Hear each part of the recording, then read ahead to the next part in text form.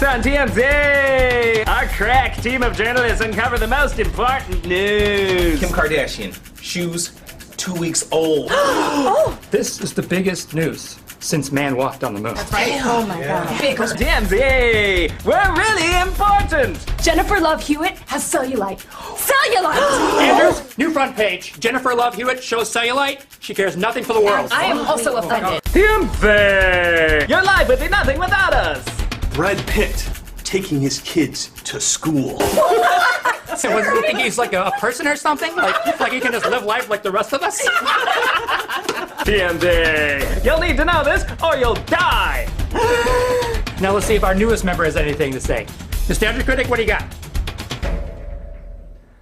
Is it time for commercial yet?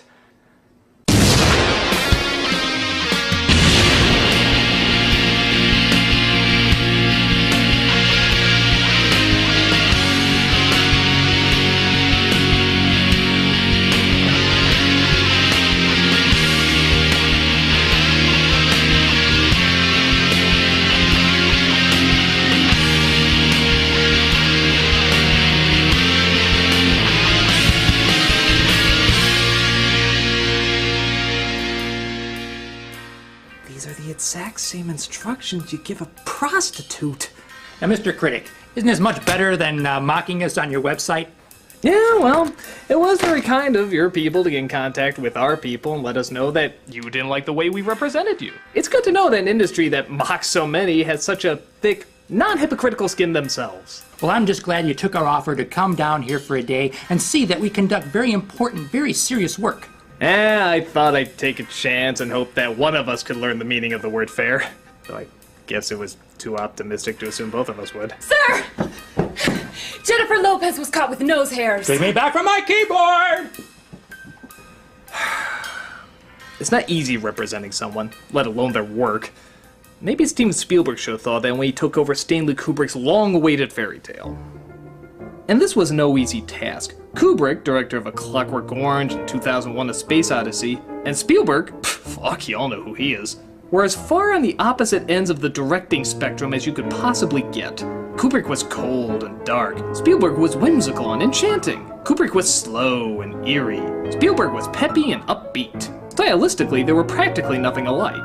The only thing the two did seem to have in common is that, at times, they surprisingly envied each other. Spielberg often longed to be that art house risk-taker that Kubrick was, and Kubrick often longed to be the audience-pleasing sentimentalist that Spielberg was. So when Kubrick was going through years and years and writer after writer perfecting his vision of what he would call his sci-fi version of Pinocchio, he felt he didn't have the talent to pull off the emotional heart needed and handed directing over to Spielberg while Kubrick would produce it. Spielberg thought he didn't have the talent to pull off the calculated artistry needed and handed it back to Kubrick while he would produce it. Being friends for years, they each made the argument that the other was better to direct. Until Kubrick finally caved in and said after his film Eyes Wide Shut, AI would be the next film he would do. And just to make things even more complicated, Kubrick died. So Spielberg thought it best that he bring the legendary director's masterwork to life himself, resulting in the awkward, unfocused, and confused little train wreck we all know as AI.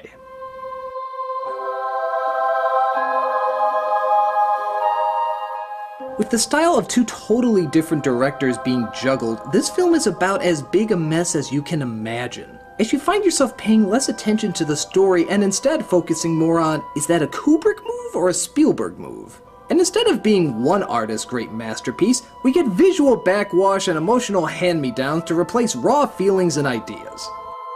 So let's see how the Master of Heart represents the Master of Art. This is AI.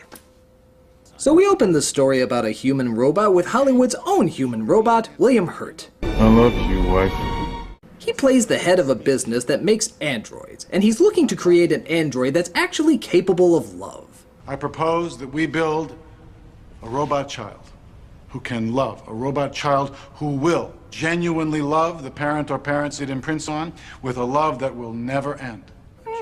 Interesting idea, raising a lot of interesting questions. How do you program love? Can it be programmed? What's the difference between love and desire? Is there a difference? Can it be technically defined? And if it can't, can you assume you can properly create it? Does love only work if it's shared equally? All of these questions and more will be thrown to the kinda category, as we have to establish this future that clearly exists only to justify our characters' idiot moves. For example, in this post-apocalyptic world, yeah, it's about as post-apocalyptic as a Betty Crocker commercial, pregnancy must be sanctioned to keep population under control after the ice caps melted. This is rough, seeing how one couple has to keep their child frozen because he's suffering from "we need to keep you out of the first 20 minutes" itis. And thus they seem like the perfect parents to try out their new boy toy. I like your floor. This is David, played by Jesus You're Scary Haley Joe Osment, who's been allowed to be their son. This imprinting is irreversible. The robot child's love would be sealed, in a sense hardwired, and would be part of him forever. Yeah, great plan, right? I mean, can you see anything going wrong with this idea? Ethical scarring, emotional crippling? Me? I just see playing catch. Don't imprint until you're entirely sure. Now, what you might notice very quickly is that Spielberg has done a pretty decent job recreating the cinematography of Kubrick's work. It actually mirrors a lot of techniques that Kubrick has done in the past. Oh, I know Kubrick used it once in a while, so people will call me a genius when I use it all the time. What he hasn't captured, though, is the editing or the tone. Kubrick would let a lot of his shots go on for a while, building an uncomfortable mood and allowing you to enjoy the visuals or movement. But Spielberg cuts his shots just like any other movie, making his way for quirky scenes like this, which very likely would not end up in a typical Kubrick production.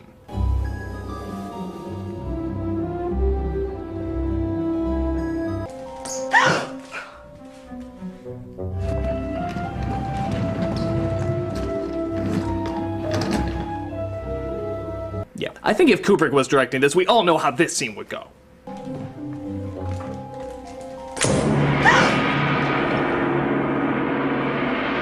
Come play with me, Mommy. But it's okay. David finally finds a way to win over his mother's affection.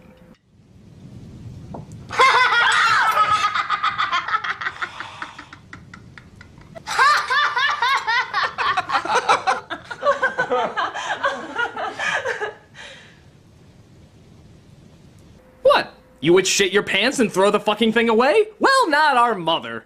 She figures that's enough to push the "I love you forever" button, which programs the child to never stop obsessing over her till the end of his days. Boy, if they knew that was the selling point for most parents, they'd have them laugh at even more things. Hey, David, look! Keys! A housing foreclosure! Crash! Tracy Morgan! Ooh, he's a keeper. So David is now programmed to love only his mom. But not his dad so much, seeing how he never refers to him as dad. Hello, David. Hello, Henry. Ouch! Might as well change his name to "I'm not your sperm." David also gets a new playmate, a little toy named Teddy. Hello, Teddy. Hello, David. Why does that create uncomfortable flashbacks?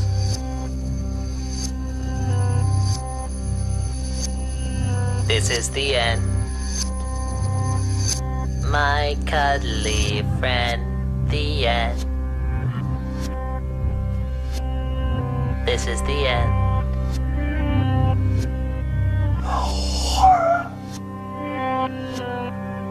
David, Teddy is a super toy, and I know you'll take good care of each other. I am not a toy. Teddy is my slave name. You may call me Cuddly Kinte. But oh, that pesky real son wakes up and apparently is not thrilled about his robotic replacement, doing terrible things like forcing his mother to read horribly ironic stories. His favorite being Pinocchio. David's going to love it.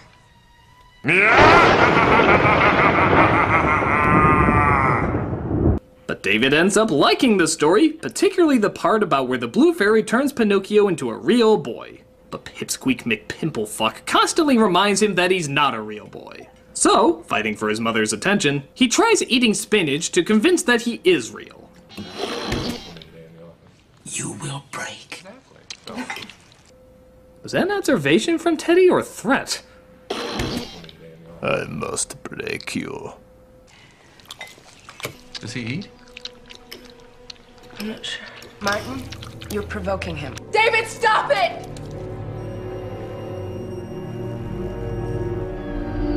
Oh no, they use Photoshop smear. We need heavy-duty Mario Party for this. He gets fixed up, but schemy McWeasel bitch has yet another plan. I want a lock of Mommy's hair.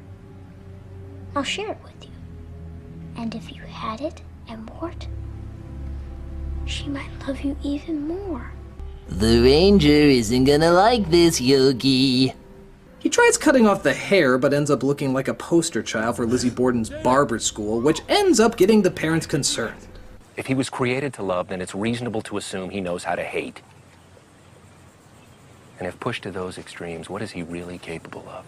And more importantly, why did none of the scientists putting him together ever think of this? Why is it every story where someone wants to play God, they're always like, those questions will just go away? Why does nobody in movies ever think of the consequences? Consequences, consequences, as long as I'm rich. But through misunderstanding number 20, David becomes afraid of some bullies, hides behind his brother, and they both fall into the pool, resulting in his brother almost getting killed. So I guess it's finally time to bring him in and have the scientists look at a lot of these kinks going on, huh? Nope, nuke him. Yeah, no, there's no other alternative. He's gotta die. Just hop in your mechanical hot dog and tell him we're taking a trip to the liquidation factory. Come on, it's an easy choice. It's not like anybody would grow attached to him with his big puppy dog eyes, innocent smile, and will to love past the end of time. I mean, Jesus, what if kids in the 90s had to get rid of their Furbies the exact same way?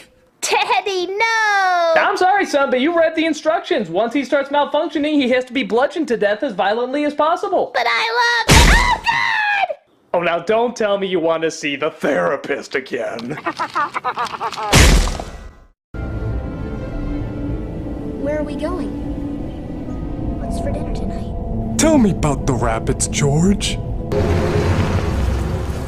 I have to leave you here. No. No, no, no, no, no. No, Mommy, please, no. No, I have to go. I have to go. Stop it! Sorry. No. No, I'm sorry. This emotional meat tenderizer to your nads is not warranted. There's a bajillion other ways around this. Reprogram him, change the settings, wipe his memory, adjust his abilities. Be more specific in your commands. Nothing about this makes any sense. I think the only way it would make even less sense is if Batman showed up and said, I pulled his brother into the pool. I'm sorry I didn't tell you about the world. And if his mother loved him so much, she wouldn't leave him to roam alone in this dangerous world she's sorry she never taught him about. She would know it's much worse to leave him alive knowing he'll never see her again than it is just to shut him off. I mean, come on, Spielberg. Cooper covered his tracks better than this. I mean, what human being would be so absent-minded and so cruel? Okay, people, story time. Duty calls. Bimby! We dedicate our lives to make sure you have none! Alright, guys, go. I was digging through Leonardo DiCaprio's garbage, and I found McDonald's. You mean he eats food? Obviously, someone's in financial difficulties. Ba-da-ba-ba, I'm bombing it. Bimby! Weasley's what you need! Guys, I have a picture of Natalie Portman with a mustard stain on her shirt. Shun her! We must shun her! Put that picture on the front page! The people must know! I have the power! Bimby! Watch us, you dumbasses! Watch us! Critic, what do you got? Oh, well, I did find a story here that Sandra Bullock... Sandra Bullock will be honored for donating $25,000 to the Warren Essen Charter High School, which was destroyed in Hurricane Katrina. Oh, she also opened an on-campus health clinic there as well. You say what you want about her shitty movies, but that's pretty cool, right? I mean, that's really big of her. Shit's fat. What? Shit's really fat. Mr. Norton, new front page. Sandra Bullock, ballooning the blind side of her backside. Bimby! Our fault, dear Brutus, lies not in our stars, but in ourselves. I mean, we trend to the end! Miss Lewis, what's wrong? I just for a second thought about doing real journalism, respecting my job, and contributing something important to people's lives. Miss Lewis, pull yourself together. Your job is bullshit. If you don't report Emma Watson possibly having a double jam, then who will? But I Just swallow your dignity and remember, you have no soul to lose. Okay, I'm good. Good. Hey! We're cool! Really, we're cool!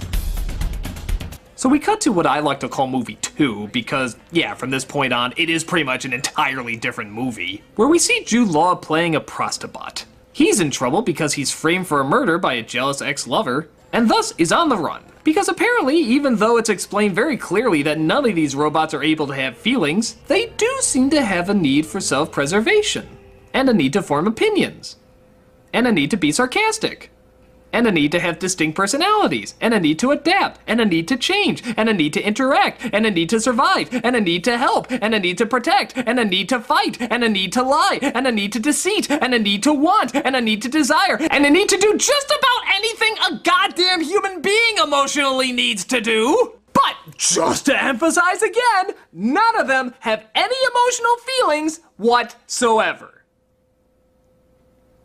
Yeah. And Mel Gibson just drinks a little too much coffee. He does? Newsflash! So David comes across a bunch of robot zombies. Which, if that's not a thing, somebody make that a thing. But they see a bad moon rising, which are actually representatives of a flesh fair, a gathering of people who hate robots and take ones who are no longer owned and destroy them.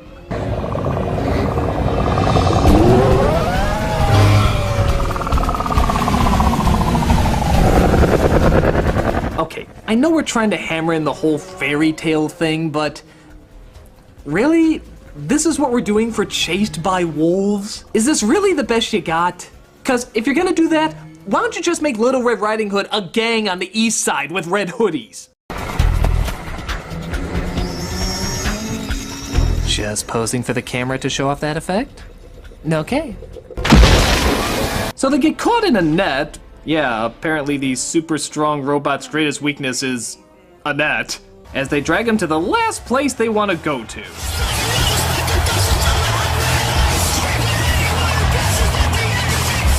Welcome to the Kubrick-Spielberg collaboration, everybody! Doesn't it look exactly how you thought it would look?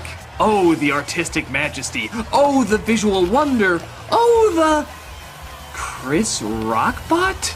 Can you kind of shoot me over the propeller thing? Yeah, I don't need to go through it. I was considering it, but I changed my mind. Okay, Mr. Spielberg, I'm not gonna act like I'm the biggest aficionado on Stanley Kubrick or anything, but I'm just gonna take a wild guess. A wild fucking guess! That Stanley Kubrick, the director of 2001, A Clockwork Orange, The Shining. He would put a Chris Rockbot in there!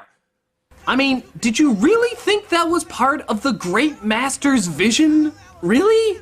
Was one of the agreements that you guys talked about in making this film for years that it cannot be made unless the essential Chris Rockbot was in there? Just somewhere, anywhere, the whole entire thing would crumble if... Really? A Chris Rockbot? Or hell, maybe Stanley Kubrick was a big Chris Rock fan. I mean, who knows? Maybe he could have used him in other films if he was around back then. Open the pod bay doors, Hal. No. Open the doors. No. What's the problem? Crack-a-lacka, you got to go! What are you talking about, Hal? I gotta get this part right, or I'm gonna have nothing but shitty movies for the rest of my life! Hal, I won't argue with you anymore. No, I don't think you understand. You got to go! Hal? No! Hal? No! Hal? No!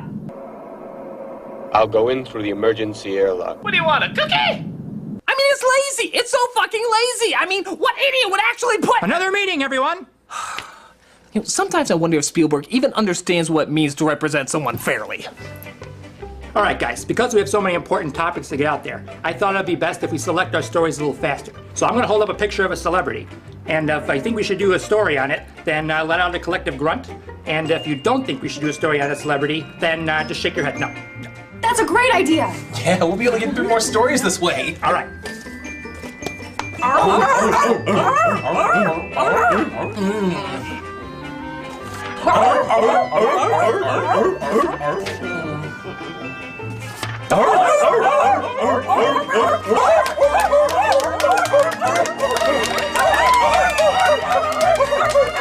Now that's what thought-provoking news is all about, right, guys?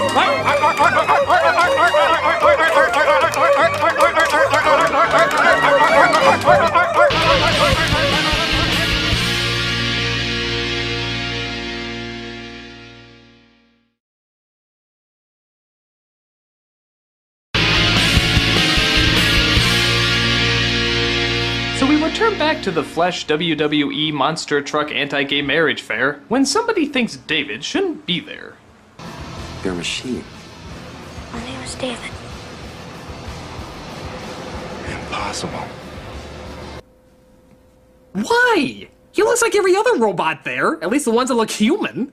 Is it because there's never been a robot child before? 75 years at least of androids and there's never been a robot child? The Chris Rock bot was more important to make than a robot child? I'm sorry, unless he's a machine that also turns water to absinthe, I wouldn't buy him. I said let go. I'm trying. Don't let go, keep me safe. Don't let go. Suit yourself. But just when it looks like David and his prostobot are about to go to Silicon Heaven, the audience finds they just can't do it. Don't make me die. I'm David. I'm David. I'm David. Mecha don't plead for their lives. Oh, really? Did you not hear the comedic pleads of the Chris Rock bot? I'm sorry, I know I'm dwelling, but really, what was that? So they let him go and the prostobot follows along. His new mission? To find the Blue Fairy. Rather than the prostobot just tell him, oh, I don't know, there's no such thing. He says the answer lies in a perverted little town known as Rouge City. They go through, let's face it, the most awesome shot in the movie. And hitch a ride all the way down to PG-13 land. A place that never would have existed in Kubrick's world. That's right, all of your wildest fantasies mildly realized. Oh, look at how sort of stimulating that is. Oh, look at how kind of erotic that turns out, ish. Hey look, that almost looks like a nipple. Almost! And because the internet apparently doesn't exist in this future, all of your questions have to be answered by a distracting Robin Dr. Wiley Williams performance. Starving minds, welcome to Dr. No, where fast food for thought is served up 24 hours a day in 40,000 locations nationwide. Question 1. Explain these. I thought so. But Dr. Google, it appears, doesn't seem to have the answers that David is looking for. Where is Blue Fairy? In the garden. Vascostylis blue fairy.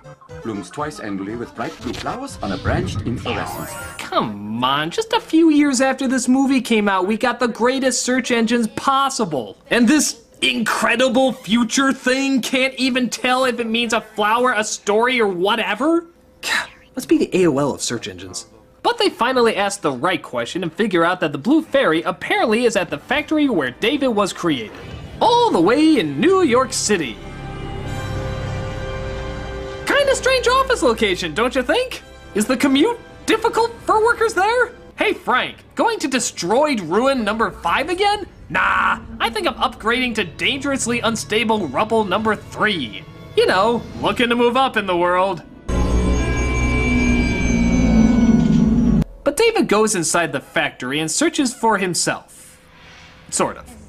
Are you real? I'm David. You're not. Yes, I am. So am I. Let's be friends. But I'm sure kind, loving David will find it in his heart to find that he's unique in his own wonderful way. Jesus! I can't believe even though I know I'm a machine, I never realized they could build another one of me. Why is so much obvious logical information left out of my memory banks? Why? David.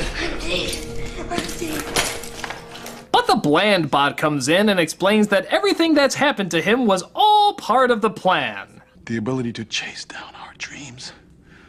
And that is something no machine has ever done until you. Until you were born, robots didn't dream, robots didn't desire unless we told them what to want. Your ability to want nothing but your mother, even after you were programmed to want nothing but your mother, is a breakthrough? I thought I was one of a kind. You are the first of a kind. My brain is falling out. The team is anxious to talk to you. I want you to wait here. I'll gather them up. Yes, after killing your robotic double, destroying the room, and looking completely brain-raped, I'll leave you here completely alone and unattended. What could go wrong? Well, how about this? David throws himself off the building into the water, where, quite fucking coincidentally, he finds a statue of the Blue Fairy at an amusement park. Oh, after being guided there by a school of fish, of course. I don't know. Prostobot gets busted by authorities using a magnet, which doesn't suck up David for some reason. And David makes his way to the Blue Fairy statue, where he spends the rest of his days following a dream, hoping it'll come true. Please make me real. Even, you could argue, creating faith, possibly even a religion, thus making him much less human, but also even more human, drawing his journey to a close.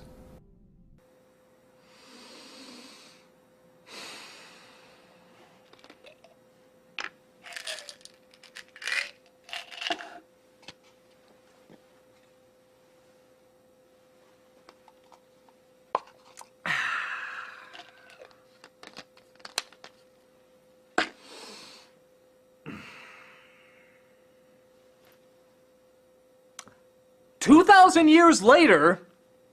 Oh yeah, don't act like you don't know what happens. Even people who haven't seen the movie know about the infamously horrible continuation of a story that everyone in the world said should not continue. It would have been fine if they just left him in front of the Blue Fairy. Everyone would have said, yeah, it had problems, but you know what? It could have been worse. Well, this is the worst they're talking about. And it's not just the fact that it continues when it shouldn't, it's the fact that it gives the lamest, the schmaltziest, preschool-friendly middle finger to anyone who may have possibly liked this movie even a little. You all know what it is, but just for the hell of it, let's go over it.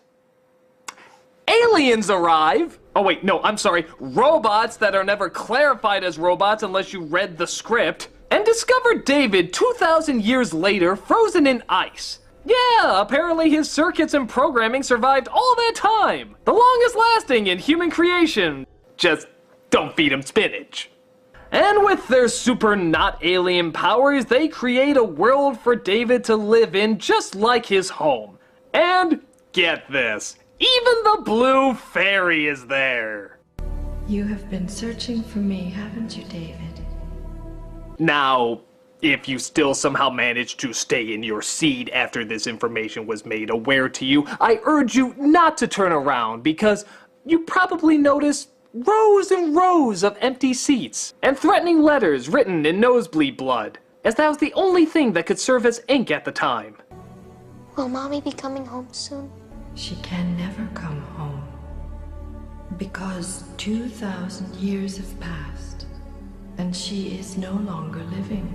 Yes, our technology only extends to Blue Fairy science. We can bring inanimate wood to life and give it a personality based on your memory, but the one thing that takes up the most of your fucking mind we can't materialize for some reason. We're kind of dumb not aliens that way. We can bring back other people from your time in the past. Why can't you bring back her? Because we can only bring back people whose bodies we dig up from the ice. We need some physical sample of the person, like a bone or a fingernail. Oh yeah, because the enchanting fairy tale atmosphere is really completed with talks of DNA samples and scientific reanimation. God, a fucking Blue Fairy is saying this! David, do you remember when you cut some of Mommy's hair? Oh, tell me Teddy doesn't have it. Tell me Teddy doesn't have it. Oh, he does. Kinda sick, actually, but I won't question the motives behind a children's toy who doesn't have motives, remember? No feelings. We clarified that. Now you can bring her back. Your wish is my command. So, joy of joys, the Blue Fairy can bring Mommy back, right? Well, listen to this horsecock. Those who were resurrected only lived through a single day of renewed life. If we bring your mother back now, it will only be for one day. Maybe the one day. Maybe it will last forever. If you still manage to stay in your seats after this information was made aware to you, I urge you again, please don't turn around because chances are you'll be seeing the hanging dead corpses of the film custodians. The owner of the theater? Hell, maybe even the people who made the popcorn. I don't know, just whoever they could find. We only want for your happiness. Then you know what you have to do. Listen, can you hear that? Go to her, David. Oh, so they already brought her back to life. They were just fucking with him by giving him the option. I mean, if he said no, would they have just eaten her or something? I found you. She wakes up in a Folgers commercial and they intend to spend the whole day together as if it was her last because, yeah, that's the gist of it. David had never had a birthday party because David had never been born. So they baked a cake and lit some candles. Now make a wish. It came true already. If you still manage to stay in your seats after this information was made aware to you, I desperately urge you, do not turn around and look behind you, because chances are your theater is on fire. I don't know if you remember the great AI theater burnings of 2001, but it cost many moviegoers their lives. Yet the causers of the fire still got a refund. And for the first time in his life, he went to that place where dreams are born. And Teddy? Well, fuck Teddy. He's not real like David. He's just a bear. A bear who wanted to make David's dreams come true, even though he doesn't want anything, technically, because he's just a machine who cares about what David wants, while not caring what David wants. Jesus, this is stupid! This is the stupidest ending you could ever give to a movie like this! I mean, by God, were you even thinking? Were you even thinking? And we all know who's to blame, right? We all know exactly who's to blame for this schmaltzy crap. Spielberg. He's the culprit. We all know it. It's got to be Spielberg. I mean, obviously Kubrick would have ended it under the water and Spielberg added that last 15 minutes. There's no other explanation. Wait, just look at it here. Just look at it here. Yeah, there you go. The writers who were originally working on AI all thought it was crazy when Kubrick wanted to bring David's mother back. What? That ending was Kubrick's idea. In fact, most of the original writers thought it wouldn't work. But Spielberg did his best to work with him and get across the idea he had in mind. So, Kubrick's to blame for that ending? The Stanley Kubrick? The Shining, A Clockwork Orange, Paths of Glory? He's the one that put together that incredibly sappy ending? Wow. Maybe in the end, Kubrick was trying to make that Spielberg movie he never could. Which ironically resulted in Spielberg making that Kubrick movie he never could. The film is so disjointed and all over the place, and clearly not one vision. But at the same time, bringing that vision to life, even though so many people were against it, just to make a close friend's dream come true. Maybe he understood Kubrick better than we thought he did. Maybe he understood him better than any of us did. Maybe representing a person's work and representing a person himself are more similar than we realized. Who's that guy? Oh, well, that's Stanley Kubrick, sir. Kubrick. I know that name. Oh, well, you should. He directed 2001: A Space Odyssey, A Clockwork Orange, The Shining, just to name a few. And, what are you looking up about him? Oh, just how Steven Spielberg and him were friends, and how he directed a movie for him after he died, and how they might have actually been closer to each other than a lot of people gave him credit for. That sounds pretty good. Do you mind if we use that for the topic of this week's show? Sure, go for it. Well, goes to show you again. Some people can, in fact, surprise you in the end. Next TMT! Where Stanley Kubrick and Steven Spielberg gay for one another? Look out, Bert and Ernie! So my research shows that these two are all over each other. How can Spielberg be all over that fat blob? Well, it's easier to understand than half his crappy movies. Yeah, hello, 2001? I mean, like, if I can't understand it, then that means it sucks. What a hack!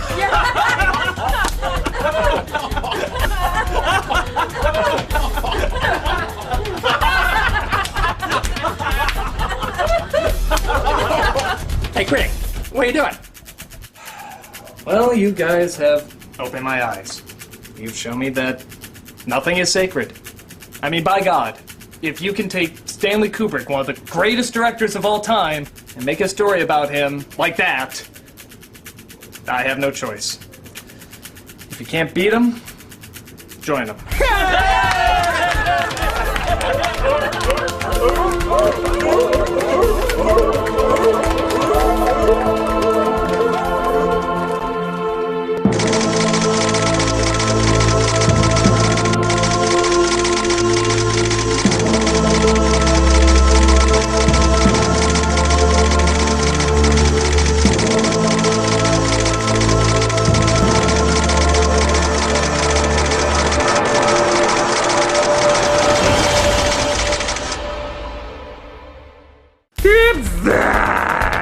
Our staff suicides are at a new low! Well, everyone, in light of the Critic's recent breakthrough, I think it's only fair that we let him go first, okay?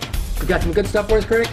Oh, I do, yes. I have drunken outbursts, sexual affairs, cross-dressing, some of the sauciest stuff I've ever had to record. Well, that all sounds pretty steamy, Critic.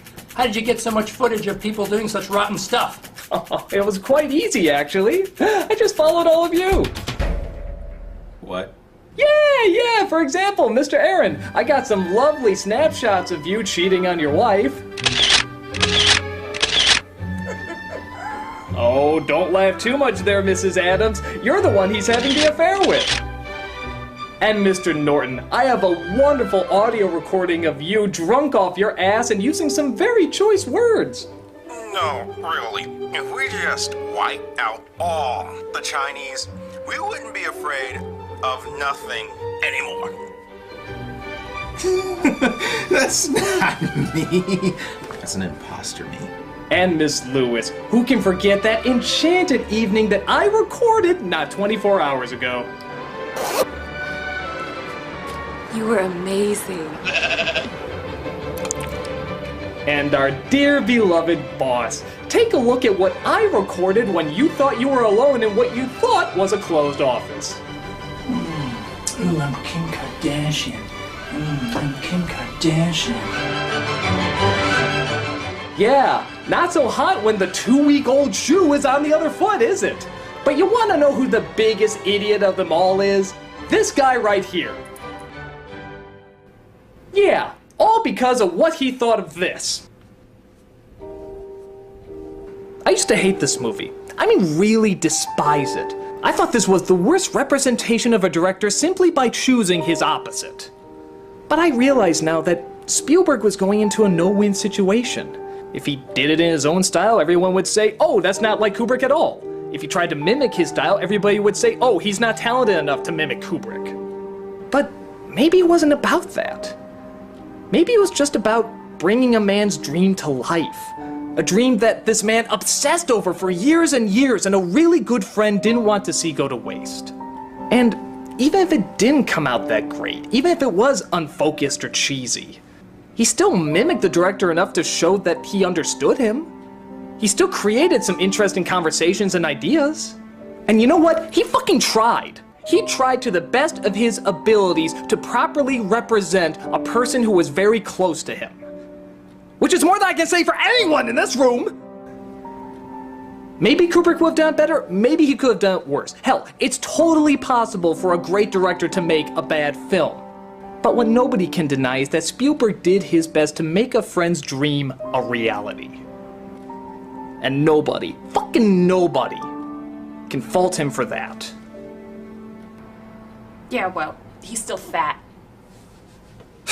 Well, I guess it doesn't matter. All the world knows your evil little secrets anyway. How do we come back from this? How do we make them forget? Well, maybe if you ask all the people on the internet over and over to forget, maybe, just maybe, your wish will come true.